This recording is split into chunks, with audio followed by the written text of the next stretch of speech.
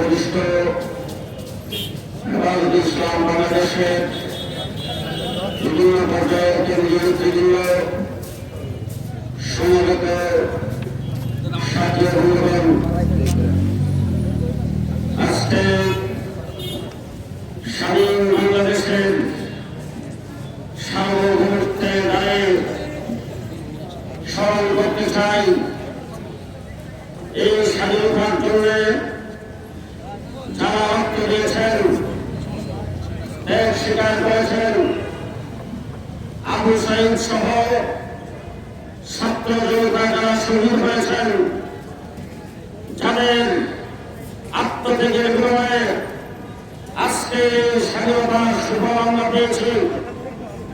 দ্বিতীয় আমরা স্মরণ করতে চাই বাতের শেষ লোকমাই পেট ভরে না আল্লামা নূর হোসেন কাসেমী রহমাতুল্লাহ আলাইহি, আল্লামা জুনায়েদ বাবনগরী রহমাতুল্লাহ আলাইহি, মাওলানা নুরুল ইসলাম সাহেব রহমাতুল্লাহ আলাইহি, তাদের স্বাভাবিক মৃত্যু হয় নাই, তাদেরকে হত্যা করা হয়েছে।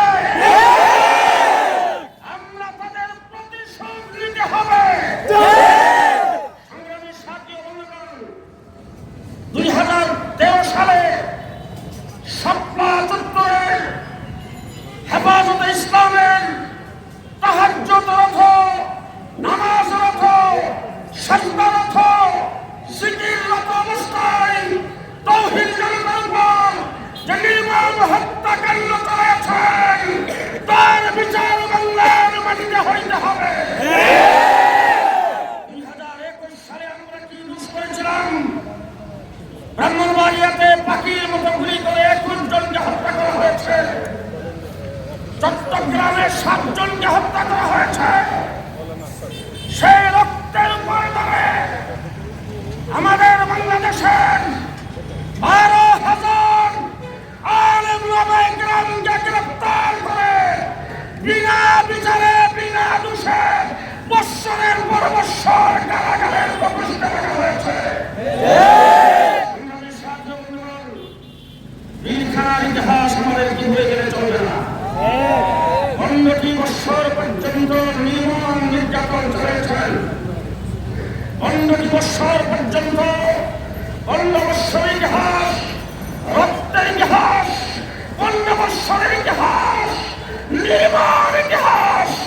এই ইতিহাসকে ভুলে গেলে চলবে না।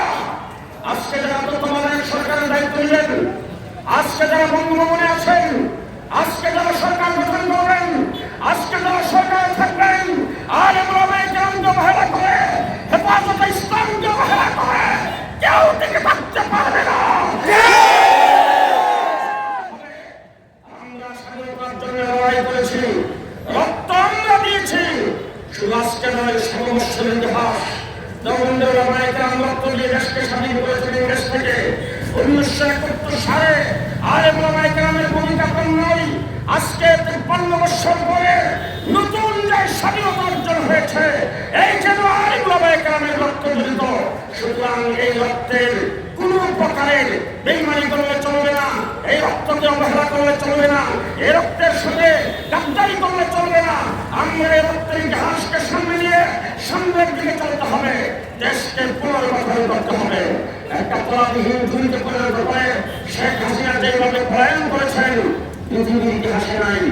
আমি লন্ডনে ছিলাম, লন্ডনের জমিনে লোকজন বলেছেন দেশটা খ্রিস্টানের দেশ, বড়দিন পালন হয়।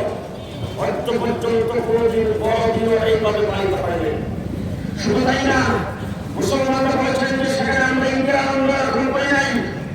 গত 5 তারিখের যে আনন্দ হয়েছে লন্ডনে, গোটা লন্ডন বাংলা ভাষাভাষী বাঙালি জাতি সব রাস্তায় নেমে গেছেন। পৃথিবীর ইতিহাস আপনারা জানেন, পৃথিবীর এমন কোনো দেশ নেই যেখানে বাঙালি আছে সেখানে রাস্তায় নামে নাই।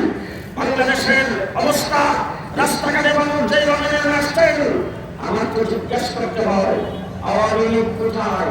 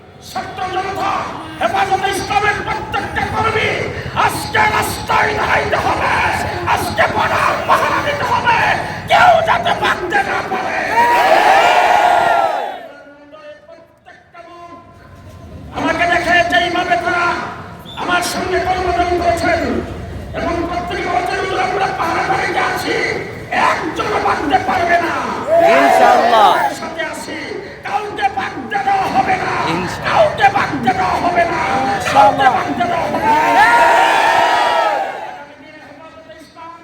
মাঠে ময়দানে যেই সমস্ত কর্মসূচি দিবে কাফনের কাপড় পরে রাস্তায় কে কে নামতে প্রস্তুত।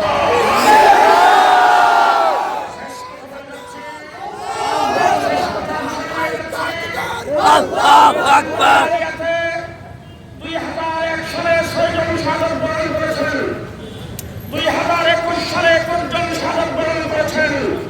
সেই ব্রাহ্মণবাড়িয়াতে শহীদদের স্মরণে সমাবেশ হবে ইনশাআল্লাহ।